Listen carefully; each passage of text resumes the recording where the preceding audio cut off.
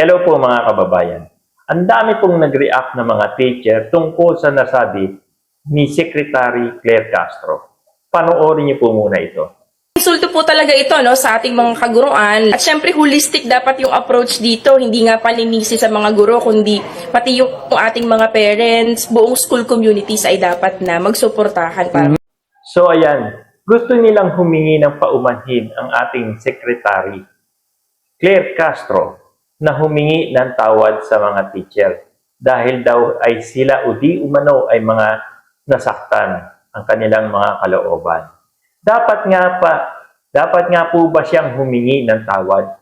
Pero bago po yan, panoorin po muna natin ang kanyang mga nasinabi. Minsan na po natin nakita, mismo ang ibang mga guro ay lumalabag sa ganitong klase ng moralidad. Sila minsan ay nagtuturo sa kanilang mga estudyante kung papaano maging walang modo, lalong-lalo na sa mga nakakatanda or sa mga ibang tao. O, di ba napakalinaw? Napakalinaw ng sinabi niya, di ba? Ayan, nasabi niya, may ibang mga gurong lumalabag sa moralidad. So, ibang mga guro, so hindi lahat po yun. Pag ba sinabi sa inyo, o yung mga gumagawa ng mga hindi ka nais-nais dyan, yung iba pumasok dyan sa pintuan na yan, lahat ba kayo papasok? Hindi. Yung iba lang na gumagawa ng moralidad ang papasok. Pero hindi sinabi sa inyong lahat. May sinabi ba siyang lahat? Sinabi niya, may iba. O, malaki ang pagkakaiba ng may iba at ang mga guro. O, may ibang mga guro, so hindi lahat.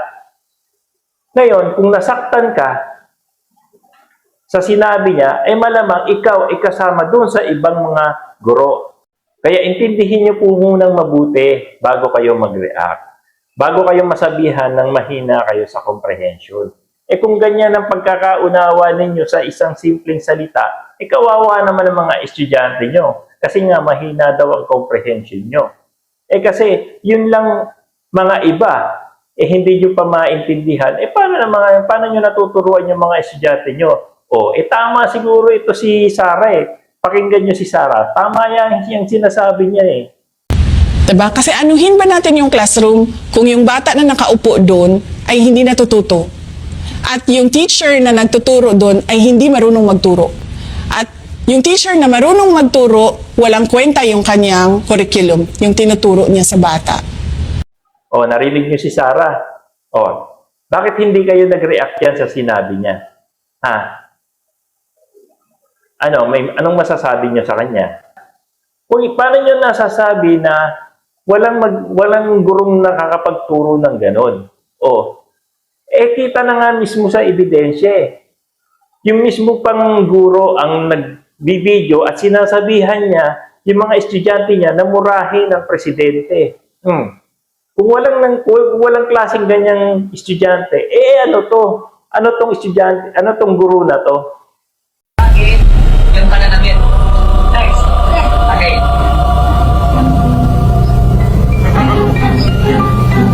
Okay, very good. Bal. Sabihin ng bal, yung kanyang buhok ay nalalakas na. Last. Okay.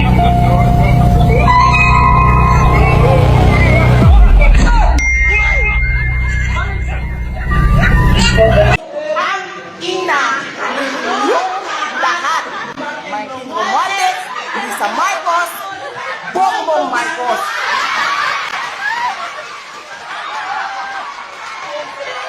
At saka alam niyo po, mawalang galang na po sa mga teacher na nagsasabi na wala pong teacher na nagtuturo ng ganyang hindi magandang modo. Hindi po natin masasabi yan Kasi hindi niyo naman nababantayan yung mga kasama niyo na nagtuturo Ang totoo niyan ako nagkaroon ng teacher noon minumura kami at lagi siya nagmumura sa klase. At hinahamak niya pa yung Diyos. At tinuturuan niya kami na huwag magdasal at hamakin pa ang Diyos. Hindi ba? Ako'y buhay na saksi dyan na may mga teacher na ganyan. Kaya hindi niyo po masasabi na sasabihin niyo na walang teacher na nagtuturo na ganyan. Iba-iba po ang klase ng tao. Hindi po kayo pare-pareho. Kaya mahirap na po eh. Intindihin po natin kung ano yung sinasabi bago po tayo mag-react. Ano po? Magandang araw po sa inyong lahat, mga kababayan. Meron lamang po tayong katanungan para sa mga guro, sa lahat ng guro, o sa lahat na po ito ng guro. At inyo pong sagutin po lamang ng oo at hindi. Kapag po kayo ay sumagot ng oo, pakipaliwanag din po kung bakit kayo sumagot ng oo. At kung kayo naman ay sumasagot ng hindi, ay pakipaliwanag na rin kung bakit kayo sumagot ng hindi. So, pwede pong sagutin ng mga teachers na active sa online, no? O maski na hindi active, no? At pwede na rin sumagot kahit hindi po guro. So, ang tanong medyo situational, ano? Halimbawa sa isang classroom ay may mga estudyante, no? Tapos sa loob ng classroom may mga ilang estudyante na nanggulo at nag-away, no? Mga ilang estudyante nagkagulo doon at nag-away. Ngayon, dumating ang kanilang guro, no? At sinabihan sila ng kanilang guro na kayong mga ilang estudyante ay kailangan pumunta sa guidance at magpaliwanag at maimbestigahan kung kayo man ay nagkasala ay dapat managot. So, ang katanungan po, lahat po ba sa sinabi ng guro, lahat po ba ng estudyante na nasa loob ng classroom ay kailangan po bang pumunta ng guidance at magpaliwanag at managot sa pangyayaring kaguluhan? So, yun lamang po. At ang katanungan ay kung ang inyong kasagutan ay oo o hindi. At paliwanag po kung bakit oo at kung bakit hindi.